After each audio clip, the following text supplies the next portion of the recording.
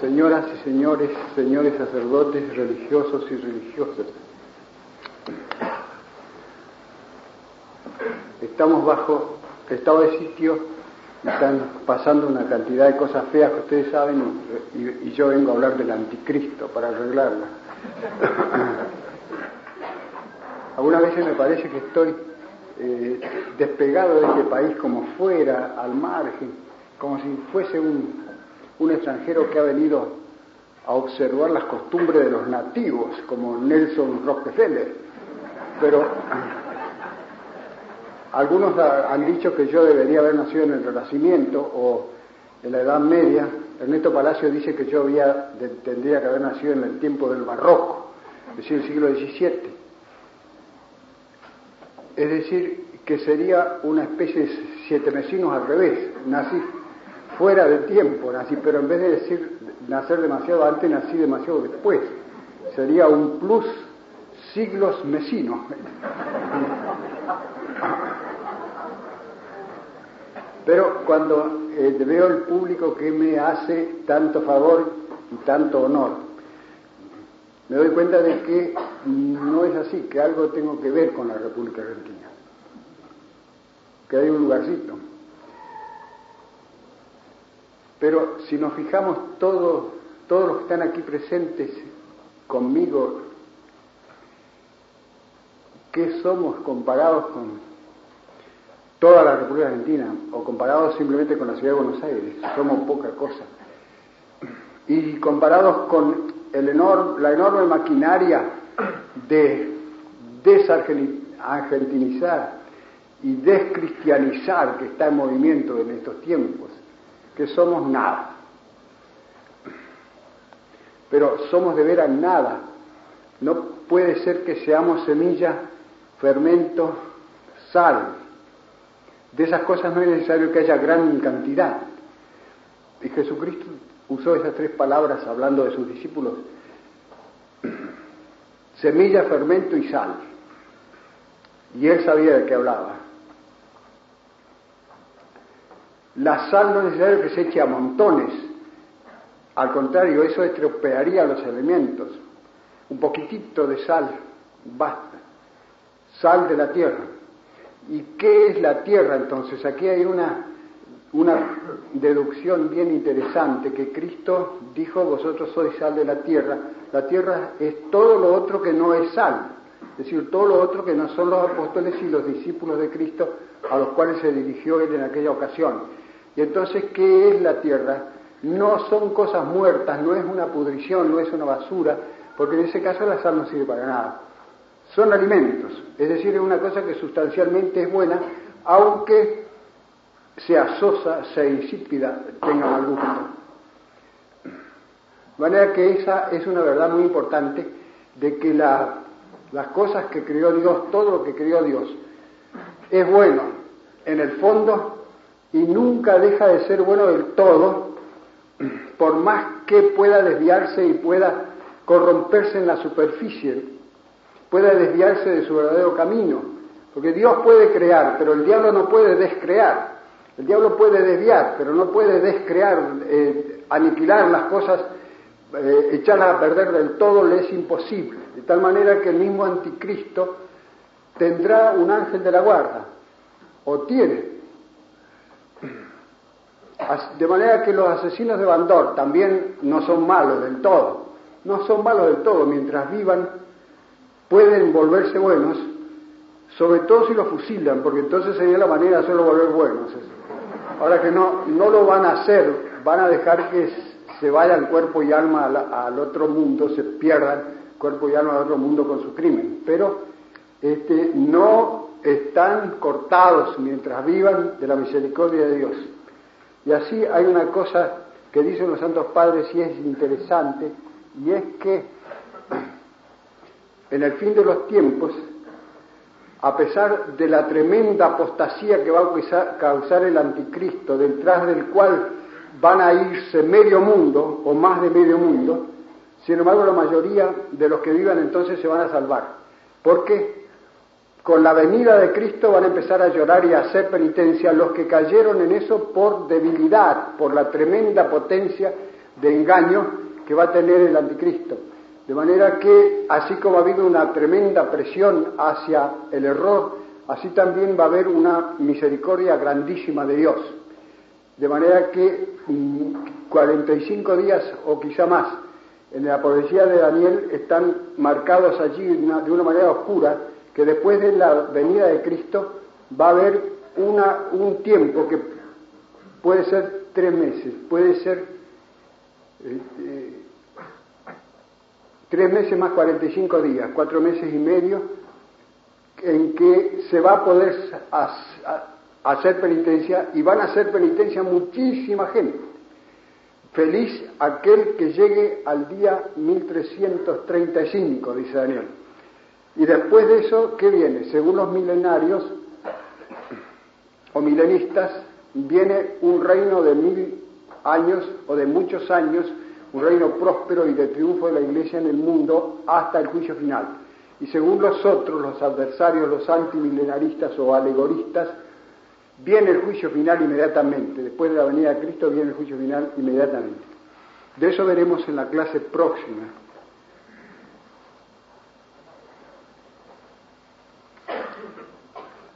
Los franceses dicen que el hombre sobre el cual se han escrito más libros es Napoleón I.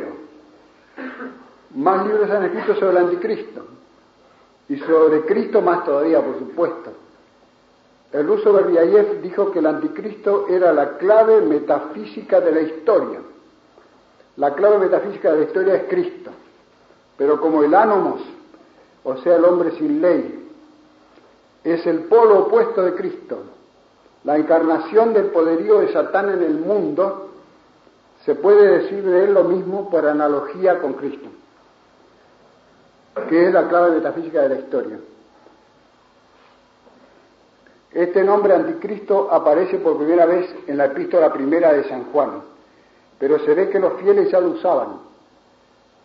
¿Y de dónde lo habrían sacado si no de los apóstoles? Porque San Juan dice en su epístola: habláis del anticristo, el anticristo vendrá, pero ya ahora hay muchos que se han hecho anticristos. Todo aquel que niega que Dios bajó a la carne, se hizo carne, ese es anticristo. Es decir, los nicolaitas y demás herejes que habían surgido ya en el primer siglo de la Iglesia. Los fieles ya lo usaban, ¿y de dónde lo habían sacado sino de los apóstoles? Pues el Evangelio no está, y Cristo no tomó en su boca al anticristo, sino es en aquella palabra: yo he venido en el nombre de mi Padre y no me recibisteis. Otro vendrá en su propio nombre y lo recibiréis. Palabra que sin embargo es dudosa, como he dicho ya.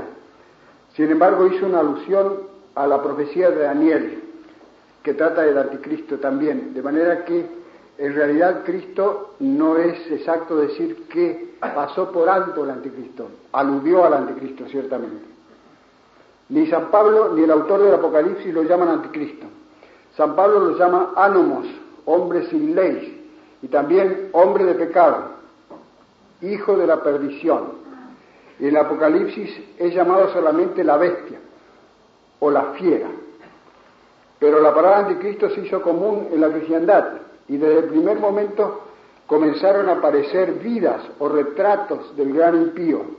Por ejemplo, en San Ireneo, siglo II, que dice será judío, de la tribu de Dan, y que el número 666 significa lateinos, o sea, romano, porque presidirá el nuevo imperio romano restaurado, lateinos, latino. Desde entonces se multiplican las vidas de un personaje que no existe todavía, aún no nació y ya estornudó, basadas primero en los datos de la Escritura, segundo en raciocinios sobre esos datos, tercero en imaginaciones. Así se forma la leyenda del anticristo, que tiene su expresión mayor en el libro enorme de Tomás Maluenda, dominico, de 1644, donde está todo lo que hasta 1644 se había dicho: escritura, raciocinios y fantasías. Casi al mismo tiempo, dos grandes teólogos jesuitas escribieron sendos libros de Anticristo, Francisco Suárez y San Roberto Bellarmino, y de entonces acá muchos otros. El mejor de todos para mí, el más fino y científico, el Vonende der Zeit, el fin del tiempo, tercera parte, del gran filósofo alemán Joseph Pieper. Es muy breve, es un resumen de lo que se dice del anticristo en la Iglesia. Que el anticristo vendrá es de fe, dicen Suárez y Bellarmino, de fide ex scriptura, de fe por la Escritura. Y es así, que será un hombre y no una colectividad o un cuerpo moral. Es también de fe, dice Suárez, exagerando. Es casi de fe, proximus fidei, próximo a la fe, dicen los teólogos. Para los no católicos o los que no tienen fe, es un tema enormemente interesante de la Kulturphilosophie, que como dicen los alemanes, o sea, de la filosofía de la cultura, porque es una figura y un tema sobre el cual están especulando desde hace 20 siglos la cristiandad y la no cristiandad también. Es decir, se está escribiendo y se está especulando sobre este ser que todavía no ha existido, no existe, desde hace 20 siglos. ¿Qué quiere decir eso? ¿De dónde sale eso? ¿Cómo se explica eso? Todo eso. Eso es un tema de la filosofía de la cultura. Y de hecho, algunos incrédulos hoy día tratan de ese tema del anticristo. La dificultad de esta clase es la abundancia del material, l'embarras du choix. En nuestros días la leyenda se ha concretado en lo que llamamos las obras de arte apocalípticas, novelas y dramas, de las cuales conozco 9, contando la comedia de Juan Ruiz de Alarcón y las novelas de Dostoyevsky y Bernanos.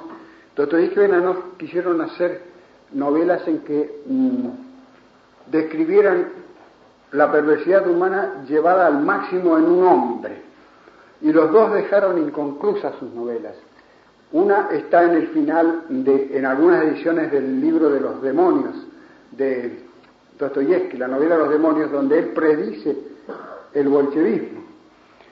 Y la otra, Bernanos, es una novela que se llama Monsieur Huyn, que no la acabó del todo, y la publicaron como él la dejó muy confusa, y ahí quiere pintar él un hombre enteramente perverso y enteramente sometido a la acción del demonio, a la inspiración del demonio, que es un profesor de lenguas en un pueblo de Francia, y esparce el mal a su alrededor sin hacer nada positivamente, nada más que con una especie de influjo magnético, de las cuales, como he dicho, aprecio como las mejores Señor del Mundo de Benson y el diálogo tercero de Soloviev. Yo mismo tengo el retrato del anticristo que recibí de don Benjamín Benavides y transcribí en mi libro El Apocalipsis. Voy a resumir la breve novela histórica futurista de Vladimir Soloviev, que si Dios quiere traduciré más tarde del alemán como apéndice de estos apuntes si los publico. Acá en esta revista de la Universidad Católica, número 9, un autor reconocido ha traducido del francés el diálogo, ese relato que está en el diálogo tercero de Soloviev, breve relato sobre el anticristo por Vladimir Soloviev, traducción del francés y notas de S.E. Puede ser Santiago Estrada, puede ser, probablemente es él. Tradujo solamente la mitad última del relato y no lo tradujo entero, sino que muchas cosas las deja y pone unas cuantas líneas resumido. Por ejemplo, los discursos del anticristo que Soloviev pone enteros, palabra por palabra, él pone unas cuantas líneas resumiendo y sigue adelante para no hacer largo. Yo voy a resumir todo el relato este. Soloviev fue un filósofo, el único que han tenido los rusos, muy piadoso y bastante extravagante. No sería eslavo si no fuera extravagante, que luchó casi toda su vida por la unión o reunión de la Iglesia Ortodoxa rusa con la romana, y entró en esta última, en la Iglesia, antes de morir en 1899. Murió justo el día que yo nací, 16 de noviembre de 1899. No es fácil que me olvide yo de la muerte de Soloviev.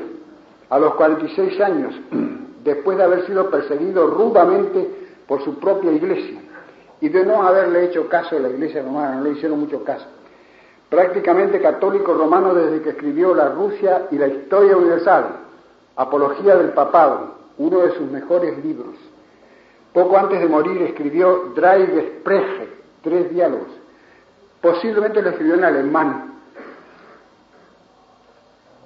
porque no existe la obra rusa, no existe en uso, existe en alemán, y de ahí la han traducido al francés, que es una pura obra maestra de arte literario y teología, digamos existencial, que deprimen los críticos impíos como Maxime Hermann, y yo estimo la mejor de sus obras. Maxime Hermann es un crítico francés que ha publicado algunas obras de Soloviev con grandes introducciones. Los diálogos tratan del problema del mal, über das Böse, sobre el mal, y cada uno de sus 6 personajes, el general, el político, el señor Z, la dama, el príncipe y al fin el ermitaño Pansofios, representa cada uno un movimiento ideológico de su tiempo, por ejemplo, el tostoísmo, el liberalismo, la tradición antigua rusa encarnada en el general, la ligereza social de la dama, que quiere arreglarlo todo con palabras, todo esto. Cada uno representa un movimiento ideológico de su tiempo sin dejar de tener un carácter personal, lo cual los hace netamente dramáticos. Tiene valor literario dramático porque no se reduce a discusiones abstractas, sino que cada uno de los personajes surge con su carácter propio en los diálogos. Al fin de la obra, como última y definitiva solución al problema del mal, el señor Z, que representa al mismo Soloviev,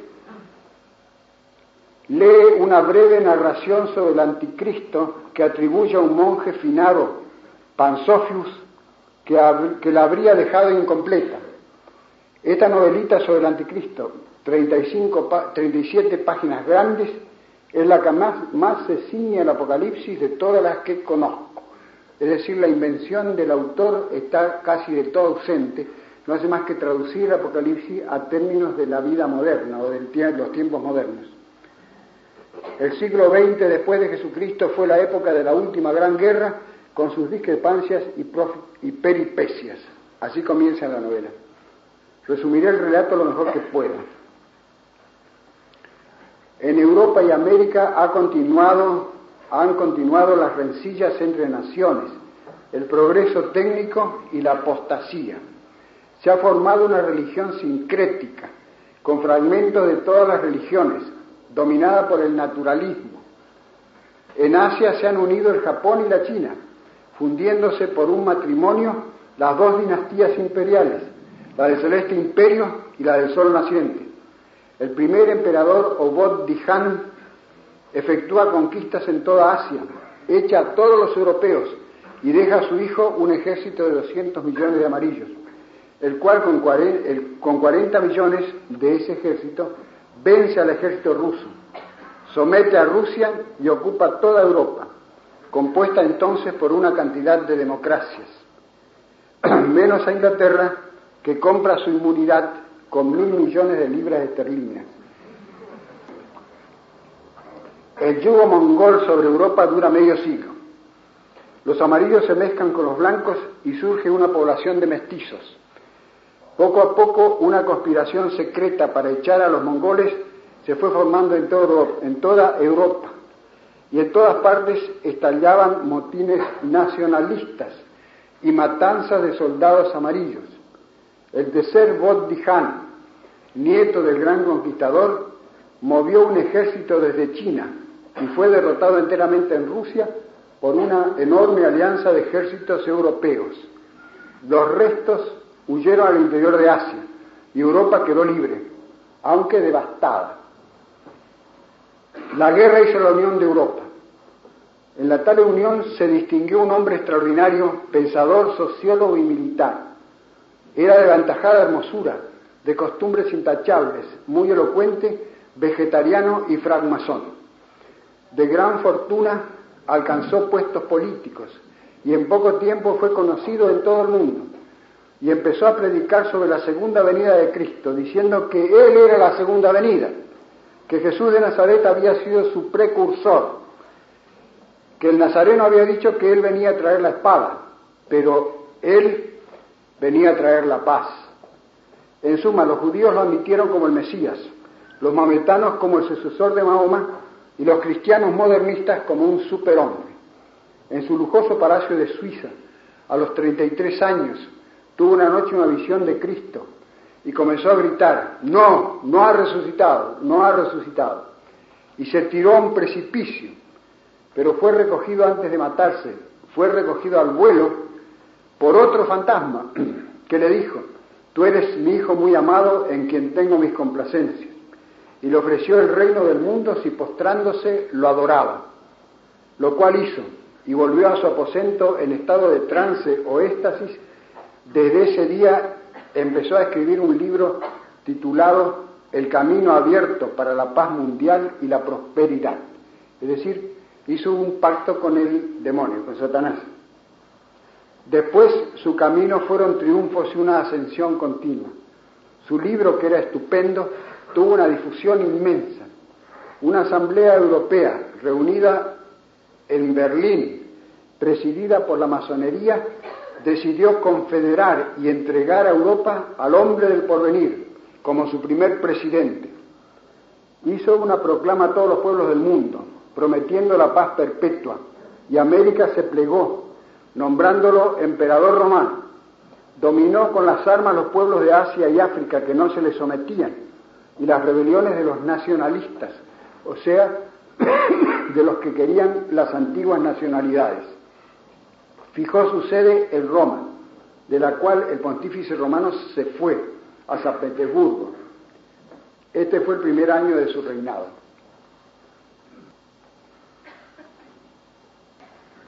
En el segundo año de su reinado, resolvió la cuestión económica, la cuestión financiera y la cuestión social. Y hubo para toda la tierra la igualdad en la saciedad. Pero cuando el hombre está saciado, quiere diversiones. De eso se encargó el mago Apolonio, que era un yoga hindú versado en todas las ciencias ocultas del Oriente y al mismo tiempo un gran ingeniero electrónico, consagrado sacerdote y obispo. Este se vino al lado del hombre del porvenir y anunció que en los libros sagrados de la India había aprendido que el emperador era el último salvador y redentor del mundo y era de estirpe y naturaleza divina. Este instituyó el culto del Augusto, parecido al culto del emperador que hubo en Roma. El emperador, a su vez, consiguió que el papa reinante lo nombrara cardenal, con miras al papado, al mago Apolonio. Los cristianos tibios de ese tiempo se pasaban por millares al culto del emperador. Quedaron unos 45 millones de cristianos fieles en el mundo. Muerto el papa de Gloria Olive, de origen judío, los cardenales eligieron al cardenal Simón Barionini, que tomó el nombre de Pedro II. Simón Bargiona fue el nombre de San Pedro. El protestantismo se había fundido todo en el luteranismo alemán, presidido por el profesor teólogo Ernst Paulus, y el cisma griego o Iglesia Ortodoxa rusa estaba gobernada por el archimandrita Juan, un santo viejo del cual creían algunos rusos era el mismísimo apóstol Juan, que no había muerto. Esta fue una superstición que hubo en la primitiva iglesia, de que San Juan no iba a morir hasta el fin del mundo. Y San Juan mismo en su evangelio al final corrige esto diciendo: de ahí vino que algunos discípulos dicen que yo no voy a morir hasta el fin del mundo. Y no dijo eso Cristo, sino que le dijo a San Pedro: si yo quisiera que éste quedara vivo hasta el fin del mundo, ¿a ti qué te importa? Pero no dijo que iba a vivir hasta el fin del mundo. Pero, de hecho, ha permanecido hasta el fin del mundo con su Apocalipsis. A estos tres obedecían 45 millones de cristianos que no eran muy favorables al sospechoso emperador.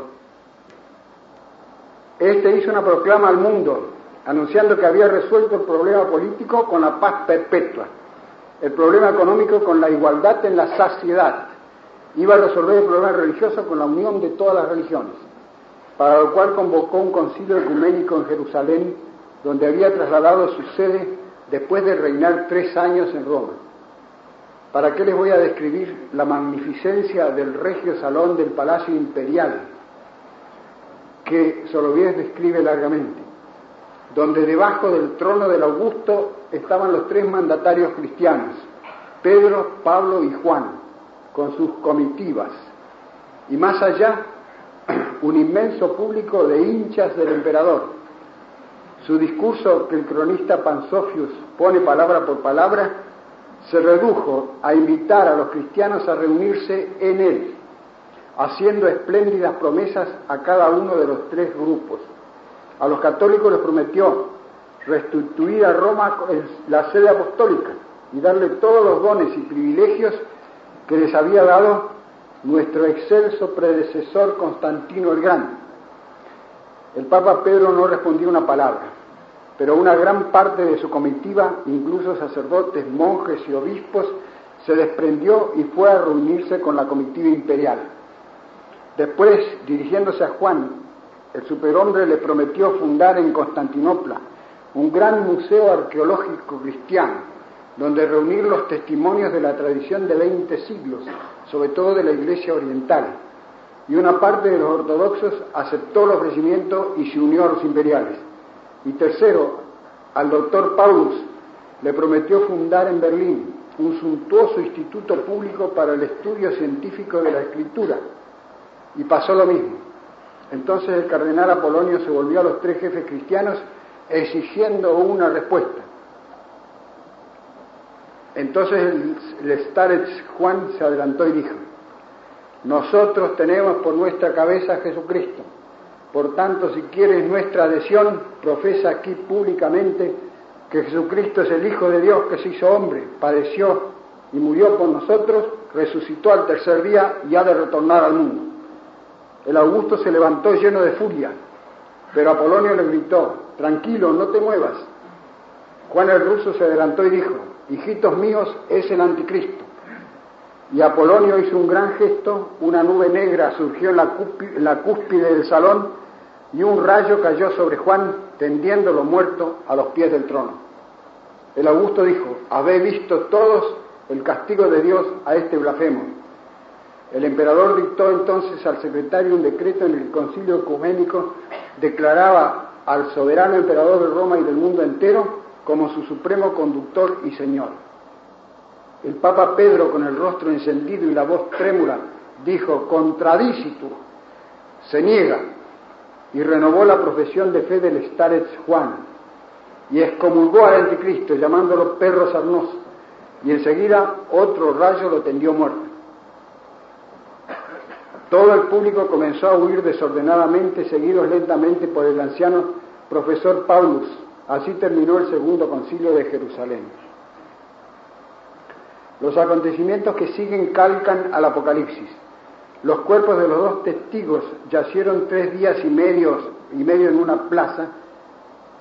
2 testigos salen en el Apocalipsis que van a predicar 3 años y medio antes del anticristo y van a ser muertos por el anticristo, que no sabemos quiénes serán o qué serán, porque la tradición antigua decía que serían Enoc y Elías, que no han muerto todavía y que iban a venir a preparar al mundo para la gran tribulación. Pero otros dicen que no, que eso es demasiado raro, que no puede ser. Aunque Belarmino dice que es de fe. Dice que serán 2 órdenes religiosas o que serán los 2 testamentos, el Antiguo y el Nuevo Testamento, pero son 2 testigos que el anticristo mata, y resucitan a los 3 días y medio. Yacieron 3 días y medio en una plaza, y entonces sonó una voz del cielo y resucitaron y se dirigieron al monte Oliveto, donde se habían refugiado todos los cristianos con el profesor Paulus, y allí dieron la mano a Pedro y lo proclamaron primado de la iglesia, es decir, los 3 jefes de todos los cristianos entonces hicieron la unión de las iglesias ante el rostro del anticristo. Al mismo tiempo, un gran terremoto destruyó la tercera parte de la ciudad, terremoto que el mago Apolonio detuvo cuando ya se estaba deteniendo solo. El anticristo envió un ejército contra los cristianos, a los cuales se había unido una inmensa muchedumbre de judíos que pedían ser bautizados, y Pedro mandó dejasen las armas y se entregasen al ayuno y la oración. Y de repente, en medio de la noche, surgió una inmensa claridad, y en medio de ella apareció una mujer vestida de sol, con la luna a sus pies, y en su cabeza una diadema de 2 estrellas, que empezó a moverse lentamente hacia el sur. El Papa Pedro II gritó: «Esa es nuestra bandera, sigámosla». Y todos los cristianos se pusieron en marcha desde el monte Sinaí hacia Sion. Y entonces, desde distintos lugares, acudían muchos grupos jubilosos de cristianos y judíos degollados por la policía del anticristo, los cuales resucitados reinarían 1000 años con Cristo. De manera que Soloviev era milenista. Aquí termina el manuscrito del eremita Pansofios. O sea, Soloviev no se atrevió a describir la parucía, como tampoco ninguno de los otros que han escrito novelas apocalípticas, y han hecho bien. Sin embargo, el señor Z, o sea, Soloviev mismo, añade algunos pormenores que dice oyó al mismo Pansofios. Por ejemplo, el pueblo judío que recibió al anticristo como Mesías cae en la cuenta de la realidad y se subleva. El emperador pierde los estribos y condena a muerte a todo cristiano o judío desobediente. En el momento en que está por darse una gran batalla sobre el mar Muerto, se abre allí un enorme cráter volcánico que, a pesar de los sortilegios intentados por Apolonio, devora con sus llamas al anticristo y al pseudo profeta. Aterrados, los judíos corren a Jerusalén, desde donde ven que un relámpago corta el cielo de oriente a occidente y Cristo, en vestiduras regias, desciende mostrando en sus manos las llagas de su pasión. En tiempo de Soloviev no existía ni el comunismo ni la bomba nuclear, que sin duda tienen que ver con el anticristo. Del nombre de la bestia 666, o del número de la bestia, en latín y en griego los números se ponen con letras. Y componer adivinanzas con números que signifiquen una cosa se llama gematría. Los antiguos eran aficionados a hacer eso, una especie de paradas cruzadas. Del nombre de la bestia 666, Soloviev nada dice, ascribiéndose a la opinión de Belarmino, o sea, que la opinión más sabia es la de quienes dicen que no saben. 30 nombres se han compuesto con esa cifra, en latín, en griego y en hebreo, y también en francés.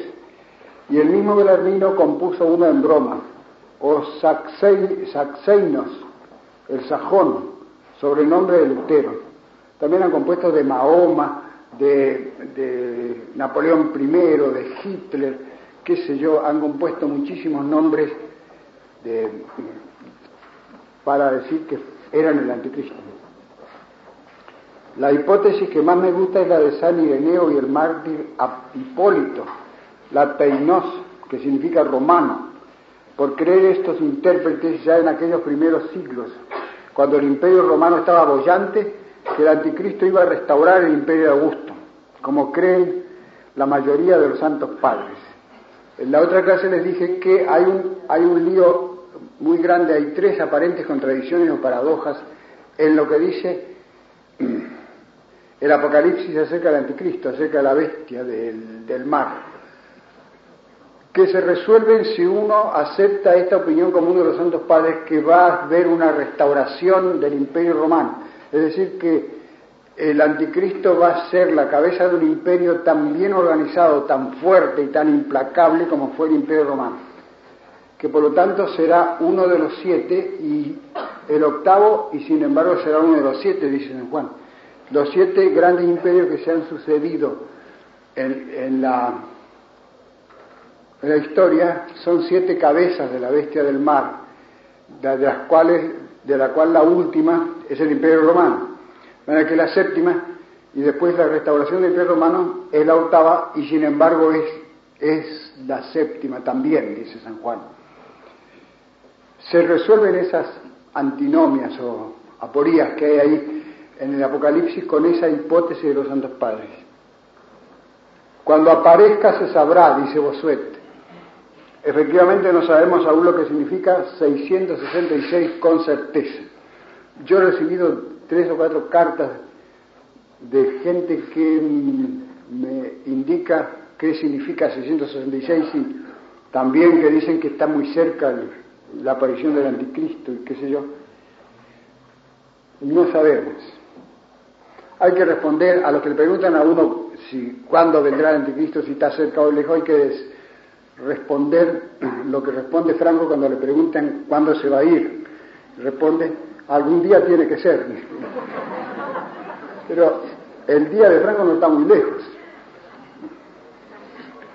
4 eruditos alemanes han defendido que 666 puesto en letras hebreas da Nerón César, diciendo que San Juan quiso decir que el anticristo, decirle a los cristianos que el anticristo era Nerón, lo puso así cifrado para que no lo pudiesen perseguir por eso, castigar, con una pequeña trampita que es suprimir la E, Nerón Xar, dicen.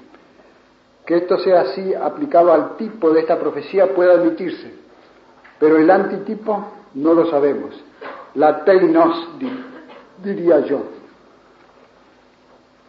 De la madre del superhombre dice Soloviev que fue una dama de costumbres disolutas que nunca quiso decir quién fue el padre, lo cual también está en la leyenda, aunque con añadiduras y detalles extravagantes y atroces, como se puede ver en la comedia de Alarcón, El Anticristo. Alarcón hace que el anticristo mate a su madre como hizo Nerón, pero que haga una cosa que ni Nerón hizo, es decir, que la ultraje antes de matarla. Es la comedia más floja del gran dramaturgo mexicano, es mediocre o inframediocre, con muy poca Biblia y mucha vulgaridad, sin teología, sin poesía y sin misterio, reducido el tema más intocable a un pueril juego de marionetas. Tiene algunas cosas buenas, por supuesto. Tenía talento dramático y sobre todo un gran versificador era Alarcón.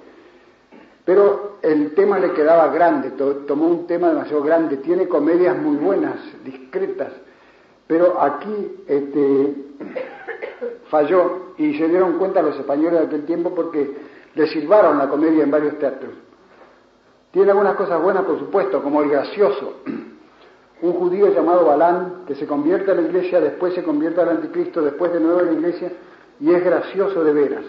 Porque cuando disputa el profeta Elías con el anticristo, disputan acerca de la divinidad de Cristo, cuando el anticristo dice un argumento fortísimo que lo aplauden, el judío que tiene el bonete de los judíos que llevaban en ese tiempo, se pone el bonete, si se vuelve judío.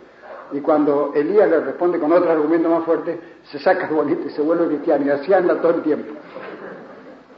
El profeta Elías, que anda acompañado de una dama cristiana llamada Sofía, lucha con un falso Elías, y después tiene una discusión larguísima con el anticristo, la cual tiene de curioso que los argumentos que el anticristo da contra la divinidad de Cristo son los que daban los judíos de aquel tiempo, siglo XVII, y de todos los tiempos.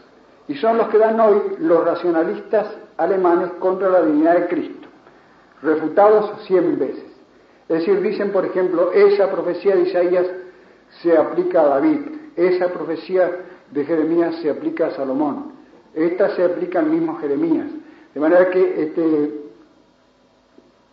oscurecen, turban todas las profecías del Antiguo Testamento para que no puedan aplicarse a Cristo. Cuando llegan a las 70 semanas de Daniel, en que Daniel predijo el tiempo en que iba a aparecer Cristo y el tiempo en que iba a predicar y el tiempo en que iba a ser muerto y la dispersión de los judíos, no hay caso, no se puede arreglar eso de ninguna manera, y entonces han puesto en el Talmud un precepto que dice: maldito sea el que se pone a calcular las semanas de Daniel.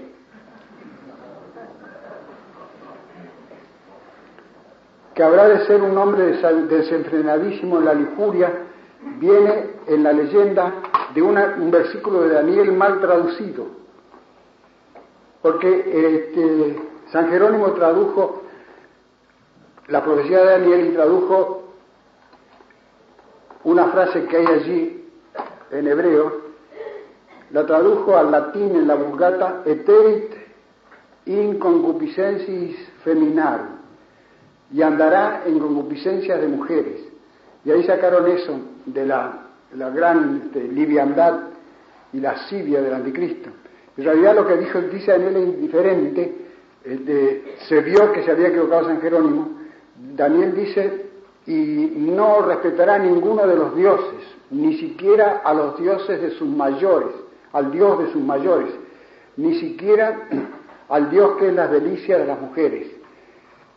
Eso es lo que tradujeron, y andará en concupiscencias de mujeres. Las delicias de las mujeres, el Dios que es la delicia de las mujeres era Adonis entre los griegos, Tammuz para los sirios. Y eso es lo que quiere decir, que va a ser adverso a todos los dioses, a todas las religiones.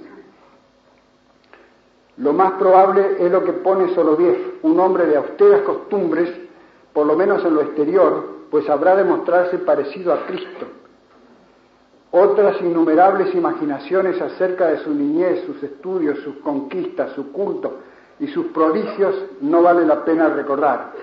Por ejemplo, dicen que antes de nacer ya fue poseído por el demonio, que no iba a tener ángel de la guarda, que iba a nacer con todos los dientes, que a los 7 años iba, él solo por sí mismo iba a aprender toda la geometría de Euclides, que el demonio le iba a revelar muchísimos tesoros ocultos, de manera que iba a ser riquísimo, que iba a ser un hombre más sabio que Salomón, iba a apabullar a todos los sabios del mundo con su sabiduría, que iba a nacer sacrílegamente de una religiosa apóstata y un obispo cristiano apóstata.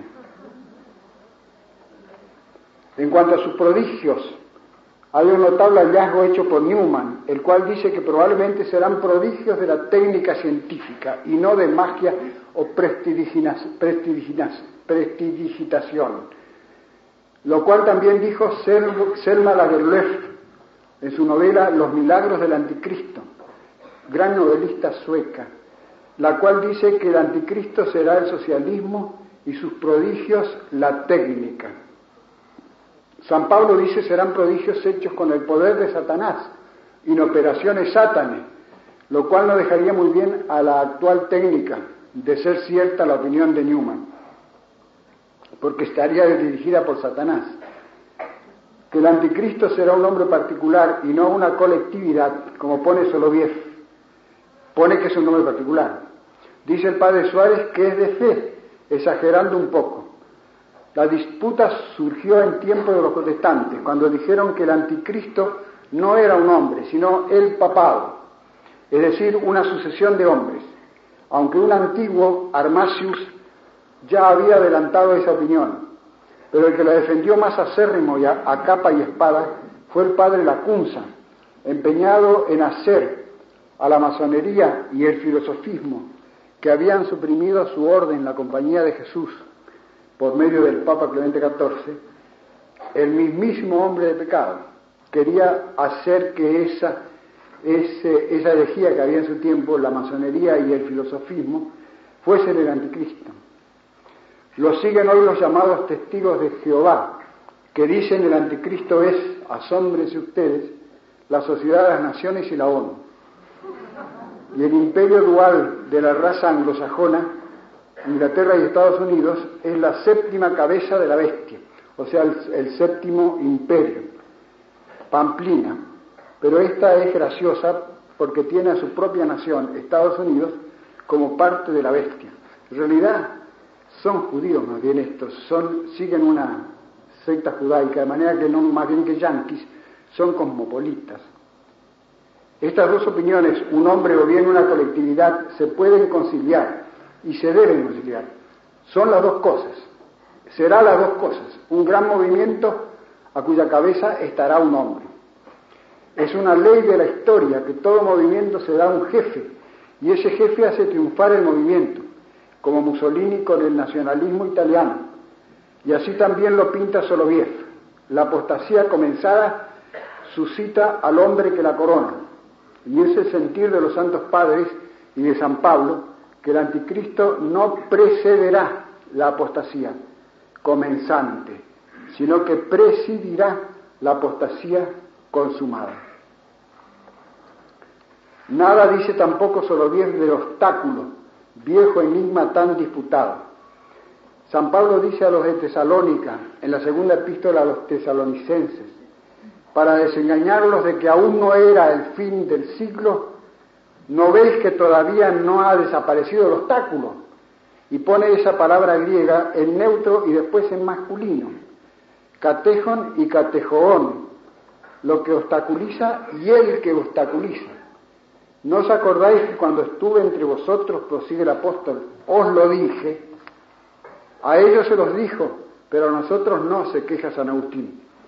Pero el mismo Agustín y el grueso de los santos padres conjeturó que lo que obsta era el imperio romano, y el que obsta era el emperador. Y mientras ese obstáculo no fuera removido, no podía manifestarse el anticristo. Pero el imperio no estaba persiguiendo cruelmente a los cristianos.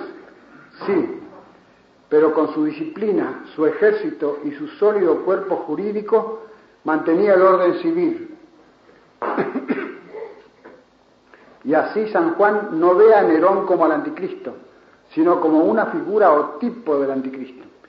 Mas cuando cayó el Imperio Romano de Occidente, en el año 475, y el último emperador, Rómulo Augustulo, fue decapitado por el bárbaro Genserico, no apareció el anticristo. Los doctores quedaron desconcertados, pero pronto se incorporaron, diciendo que el Imperio Romano, en su esencia, no había desaparecido, pues se continuaba el orden romano, sostenido por la Iglesia, el ejército y los reyes cristianos. Y ni siquiera formalmente desapareció el Imperio Romano, porque duró hasta Napoleón el Sacro Romano Germánico Imperio, que se llamaba. Había un emperador siempre, aunque sea nominal, como el último que fue Maximiliano, Francisco, que Napoleón le quitó el título y fundó la Confederación del Rin, pero nominalmente hubo un imperio romano siempre, hasta el siglo XVII, al siglo XIX. Santo Tomás en el siglo XIII dice tranquilamente que el imperio romano no ha perecido. Y así lo creo yo también.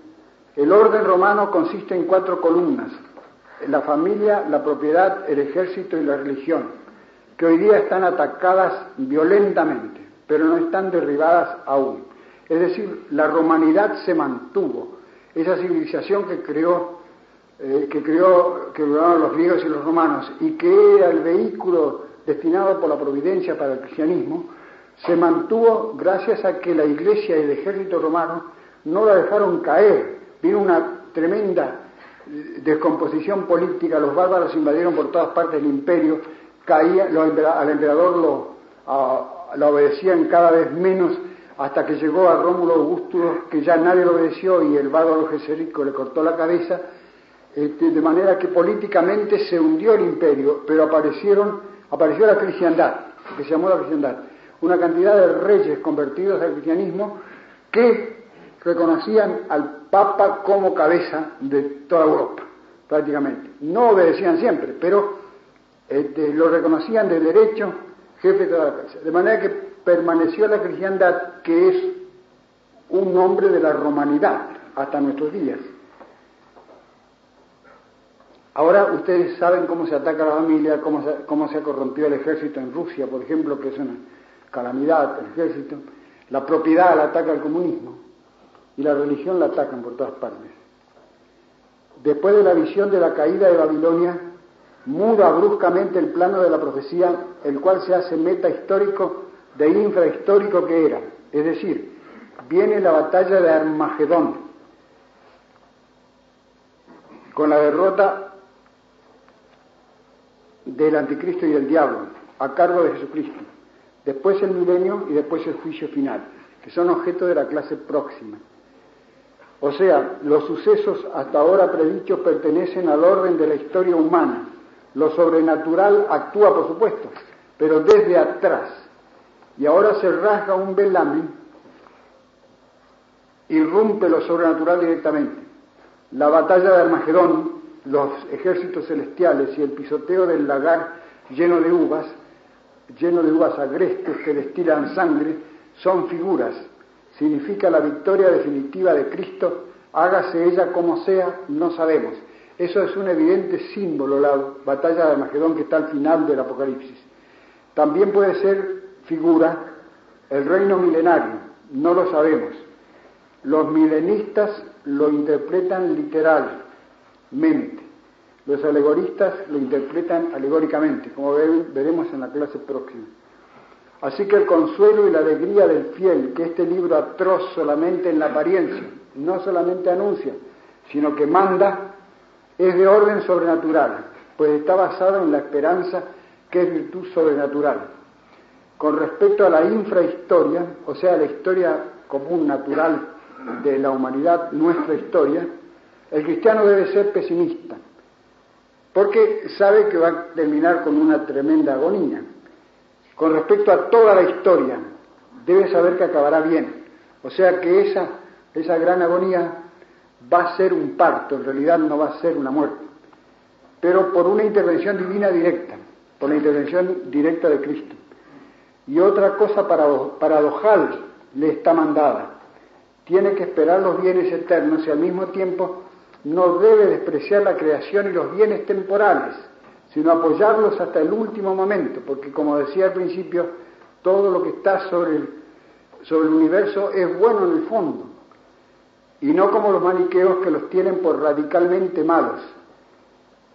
Son en el fondo buenos, y su Señor y Dueño es Cristo y no el demonio, que es actualmente un usurpador, que va muerto, como dicen los porteños. Todas las criaturas están actualmente oprimidas y doblegadas en su naturaleza, pero sin ser destruidas en su naturaleza, esperando con gemidos su transfiguración en Cristo, dice San Pablo, en la epístola que se leyó el domingo antepasado. Y aquí está la razón última de todos estos horrores. El demonio no va a abandonar su dominio sin lucha. El Apocalipsis lo pinta arrojado del cielo a la tierra y con duplicada furia por saber que poco tiempo le queda. El dragón es el príncipe de este mundo, palabra de Cristo, el cual no le respondió: mientes, no puedes hacer eso, cuando en el monte le ofreció todos los reinos de la tierra si lo adoraba. Tiene un poder enorme en el mundo el demonio, no hay que disimular eso, no hay que engañarse, porque probablemente era el ángel que estaba prepuesto, o el arcángel que estaba prepuesto al gobierno de la tierra y de todas las cosas sensibles. Al pecar no perdió ese poder, ese dominio, porque los dominios de los ángeles están radicados en su propia naturaleza, tienen una relación íntima con la cosa a la cual están prepuestos. No podrían obrar sobre la materia sensible porque son espíritus si no hubiese una relación especial hecha por Dios cuando los creó a una u otra cosa. Por lo tanto, al pecar no perdió ese poder, porque no perdemos nuestras facultades, nuestra inteligencia o nuestra vida al pecar, sino que simplemente nos desviamos. A la larga puede ser que la perdamos a fuerza de pecados, pero de suyo un pecado no le quita al hombre los dones naturales que tiene. Y así el demonio no perdió sus dones naturales, sino que quedó con ese poder tan asombroso que Cristo le llama el príncipe de este mundo. Y cuando lo tentó diciéndole que le iba a dar todo el mundo si lo adoraba, Cristo no le dijo: eso es macana, no puedes hacer eso, sino que le dijo: no, hay que adorar a Dios solamente. No le recusó esa afirmación del demonio. Y San Pablo le llama más que el príncipe de este mundo, le llama el Dios de este mundo. Así también en el curso de la historia, lo mismo que en las dos primeras tentaciones, el demonio ha trabajado con disimulo y su gran táctica ha sido hacer creer que no existe o que puede poco, pero en los últimos tiempos va a jugar el todo por el todo, y su última carta será ese hombre misterioso, enteramente perverso y entregado al gran perverso que llamamos el anticristo. Cristo en su recitado escatológico nombró la devastación abominable o abominación devastadora, como dijo Daniel profeta, el cual lo dice en la predicción que hace del anticristo, tomando como tipo y precursor al tirano Antíoco Epifanes. 3 veces usa esta frase Daniel, la devastación abominable. Una vez cuando Antíoco destruyó la religión de los judíos, hizo muchísimos mártires, suprimió el sacrificio, profanó el templo. La segunda vez cuando en Jerusalén los romanos profanaron otra vez el templo, entrando con sus águilas que eran ídolos al territorio de los judíos, que lo tenían prohibido. Los judíos habían puesto como condición de someterse a los romanos que no iban a entrar ídolos allí en su territorio. Y la tercera, que está, es el anticristo, predicho también por Daniel. Y ahí también dice que va la desolación abominable va a reinar en el templo. Y Cristo aludió a eso. Dice, cuando veáis la desolación abominable, o la abominación de la desolación, donde no debe estar, entonces es el fin. Esa palabra hebrea asumió también San Juan, de modo que la palabra de Cristo enlaza y eslabona la lejanísima profecía de Daniel con la suya propia y con la futura de Juan Apocalipta. Así que no es exacto decir que Cristo no aludió nunca al anticristo. El anticristo representa la condensación de la maldad en un hombre. Las religiones antiguas tenían también esa idea, por lo menos la hindú y la persa. Y si la maldad tiene que ir creciendo hasta el fin, como dicen Daniel, Cristo y San Juan, hasta llegar a la gran apostasía y el crimen de la adoración del hombre, tiene que ser así. Es la ley de la historia, como está dicho antes. El anticristo ya ha cesado de atemorizarnos, dice Renan, pero cuando apareció Hitler, los franceses y los aliados en general decían que Hitler era el anticristo. A nosotros ha cesado de atemorizarnos, porque sabemos seguro que va muerto, como dicen los porteños, pero antes de morir va a dar grandes estornudos, pues aún no nació y ya estornudó, desde el siglo I. Nosotros decimos tranquilamente, ven Señor Jesús, mientras hoy día muchos profetas del anticristo, como Kant, Nietzsche, Wells, Proudhon, Lautréamont, dicen claramente, ven Señor antijesús. Porque hay profetas del anticristo hoy día que ya prenuncian la venida del anticristo y hacen el programa del anticristo, de modo que cuando venga no va a tener más que recoger los programas que le han ido haciendo ya. Por ejemplo, Wells, por ejemplo, tiene un programa de cómo hay que gobernar el mundo por medio del socialismo, que es un programa tremendo del anticristo. Nietzsche con su superhombre, el superhombre que está tan por encima de los hombres como el hombre está por encima del mono, que es comparado con el hombre actual, será comparado con el hombre actual, lo que el hombre actual es comparado al mono, es un retrato del anticristo que hacen sus obras. Y así los otros. Puedo terminar, si me permiten, ya que hoy no he sido demasiado largo, con la mención del anticristo que hace San Pío X en su encíclica Ex Supremi, una encíclica poco conocida del Santo Papa Pío X y muy importante. En las 4 colecciones de encíclicas papales que tengo no está en ninguna de ellas. Se fijan en la condenación del modernismo, en la condenación, el sílabus o la condenación del liberalismo, la comunión frecuente de los niños, pero han dejado a un lado esa encíclica que no se puede encontrar, es difícil encontrar. Esa encíclica versa sobre el gran movimiento apostático que había en el mundo en su tiempo, antes de la Primera Gran Guerra, sobre todo en Alemania, Inglaterra y sobre todo en Francia.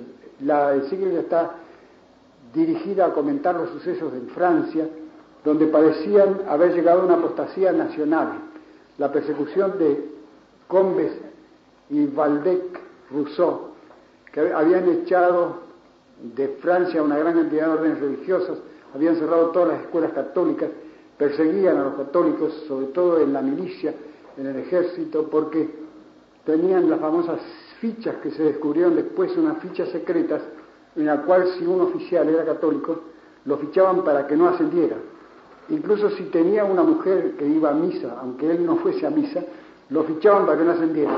De tal manera que cuando vino la guerra se encontraron con una cantidad de ineptos al frente del ejército y tuvieron que ir a desenterrar a Foch, a Joffre, a todos los que defendieron a Francia en la Primera Guerra, porque los habían arrinconado a todos o los habían hecho retirar.